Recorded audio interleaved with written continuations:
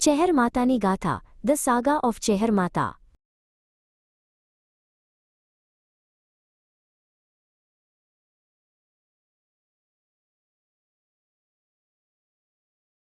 ચેહર માતાની ગાથા. ભારતનો સમય જ્યારે રાજ્ય અને કુળો વચ્ચે યુદ્ધો ચાલતા હતા ત્યારે પ્રજાને રક્ષણ આપનારા દેવી દેવતાઓનું મહત્વ અતિશય હતું. એ સમયમાં જ શ્રી ચેહર માતાનું દિવ્ય સ્વરૂપ પ્રગટ થયું. લોકકથાઓ મુજબ પ્રાચીન ક્ષત્રિય જંગલોમાં શક્તિની પ્રાર્થના કરતા હતા. એક દિવસ તાલાવડીના વિસ્તારમાં દુષ્ટ દૈત્યો દ્વારા હુમલો થયો. અસહાય પ્રજા આકાશ તરફ જોયું અને કરુણ ચિત્તથી પોકારી, હે દેવી, હે શક્તિ, અમને બચાવો. એ પોકાર સાથે જ આકાશ તેજથી ઝગમગી ઉઠ્યું. જ્વાળાઓમાં સિંહવાહિની માતા ચેહર પ્રગટ થઈ. તલવાર અને ત્રિશૂલથી દૈત્યોનો નાશ કર્યો. એક ક્ષણથી માતા ચેહર શક્તિના સ્વરૂપ તરીકે જાણી પડી. ચેહર નામનો અર્થ અને તેના પ્રતીકો. ચેહર શબ્દનું મૂળ અર્થ ધારક, રક્ષક, યુદ્ધ શક્તિ સાથે સંકળાયેલ છે. માતા ચેહર ક્ષત્રિયોની રક્ષણદાયિની દેવી બની.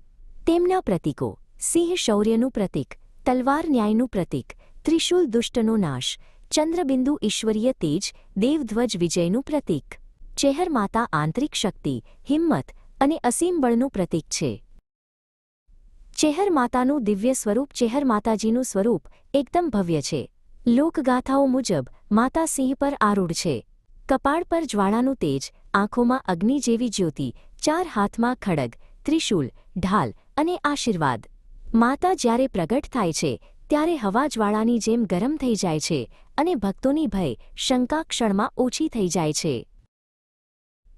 રાજપૂતો અને ચેહર માતાનો સંબંધ. ચેહર માતાજી ખાસ કરીને રાજપૂત કુળોની કુંવરદાયિની માનવામાં આવે છે. ચૌહાણ, સોલંકી, ઝાલા, રાઠોડ, ગોહિલ, પરમાર આવા ઘણા રાજપૂત કુળો માતાની આરાધના કરતા. યુદ્ધ પહેલાં રાજપૂતો તલવાર પર માતાનું નામ લઈને નીકળતા. કવચ પર માતાનો ચિહ્ન ચિતરાતો. રાજપૂત યુવાનીને માતાના શૂરવીર કહેતા. આ પરંપરા આજેય ચાલુ છે અને તેનો ઇતિહાસ રાજપૂતી ગાથાઓમાં જોવા મળે છે. દુષ્ટોનો નાશ અને માતાના પ્રગટાવની ગાથા. એક લોકકથા મુજબ એક વખત એક રાજા પર અત્યાચાર ચાલતો હતો. દુષ્ટ તંત્રિકાઓએ રાજાને કેદ કરી લીધો. પ્રજાએ ચેહર માતાની પ્રાર્થના કરી. મધરાતે જંગલમાં ધૂણો પ્રગટાવ્યો. ધૂણાની જ્વાળા અચાનક ઊંચી ઉઠી અને માતાનું તેજસ્વી સ્વરૂપ દેખાયું. માતા ગર્જના સાથે બોલ્યા, જે ભક્તને અન્યાય થાય તેને બચાવવું એ જ મારો ધર્મ. માતા દૈત્યોના મહેલ સુધી પહોંચી, તેમને પરાસ્ત કર્યા અને રાજાને મુક્ત કર્યો. એથી ચેહર માતાને ન્યાયની દેવી તરીકે પણ ઓળખવામાં આવે છે. ચેહર માતાના પ્રાચીન મંદિરો. ગુજરાત અને રાજસ્થાનમાં માતાના અનેક પવિત્ર મંદિરો છે. મંદિરોની ખાસિયતો: પથ્થરના પ્રાચીન શિલ્પ, સિંહનું શિલ્પ દ્વાર પર, ચાંદીના ખડગો, અખંડ ધૂણો. રણ પ્રદેશના મંદિરોમાં ખાસ જાગૃત શક્તિ. મંદિરમાં ભક્તો કહે છે કે અચાનક સુગંધ કે તેજ અનુભવાય, જેને માતાનો પરચો કહે છે. અગ્નિ ચમત્કારો અને માતાનો પરચો. ચેહર માતાનું અગ્નિ તત્વ સૌથી પ્રસિદ્ધ છે. માતા જ્યારે પ્લીઝડ હોય ત્યારે ધૂણાની જ્વાળા અચાનક ઊંચી ઉઠે. યુદ્ધ પહેલાં રાજપૂતો ધૂણો કરીને જો જ્વાળા ચડે તો માતા સાથે છે એવી માન્યતા. ભક્તો આજે કહે છે, દીવો પ્રગટાવતા જ મન શાંત થાય, ધૂણામાં જ્યોતિ સ્થિર થાય એ પરચો. માતા આગની જેમ શુદ્ધ, સત્સ્વરૂપ અને વીર. ચેહર માતાની કરુણાપૂર્ણ વાર્તાઓ. માતા માત્ર યુદ્ધની દેવી નથી, તેઓ કરુણામયી માતા પણ છે. ખેડૂતની વાર્તા. એક વખત દુર્ભિક્ષ પડ્યું. એક ગરીબ ખેડૂત માતાના મંદિરે પ્રાર્થના કરવા ગયો. તે રાતે માતા સ્વપ્નમાં આવી અને કહ્યું, તમારા ખેતરના ખૂણે ખોદશો. સવારે તેણે ખોદ્યું તો પાણીનો ઝરો ફૂટી નીકળ્યો. આખું ગામ બચી ગયું.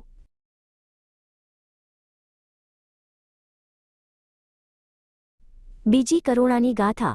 એક બાળકી ભયંકર રોગથી પીડાતી હતી. માતા ચેહરનો જુગાડી દીવો કરાયો. કહેવાય છે કે દીવા સામે બાળકીએ આંખ ખોલી, સ્મિત કર્યું અને ધીમે ધીમે સ્વસ્થ થઈ. આ ઘટના ગામમાં ચેહર માતાનો પરચો તરીકે જાણીતી થઈ.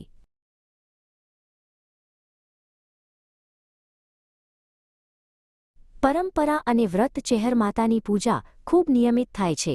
પરંપરાઓ: જુગાડી દીવો, ખીચડી તીળનું પ્રસાદ, માતાનો ચાંદીનો ખડગ, રાખડી અને હલ્દી કુમકુમ, રાત્રે ધૂણો રાખવો, ગરબા ગવાય. ખડગવાળી રાણી. ચેહર માતા આવો. માતા ભક્તોને હિંમત અને આશીર્વાદ આપે છે.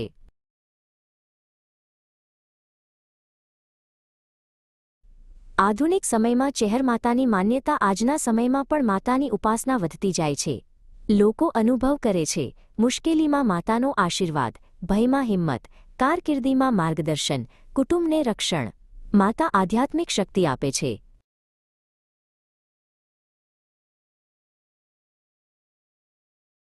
અંતિમ સંદેશ અને માતાની દિવ્યાશક્તિ. ચેહર માતાનો સંદેશ છે: હિંમત રાખજો, સત્યમાં રહેજો, ન્યાયનો માર્ગ ન છોડજો. યુદ્ધ એકલા ન જવું, મારો આશીર્વાદ હંમેશા તમારી સાથે છે. માતા ભક્તોને ક્યારેય એકલા નથી છોડતી. તેમની શક્તિ આજે પણ જીવંત છે અને પ્રત્યેક ભક્તના હૃદયમાં તેજના રૂપે પ્રગટ છે.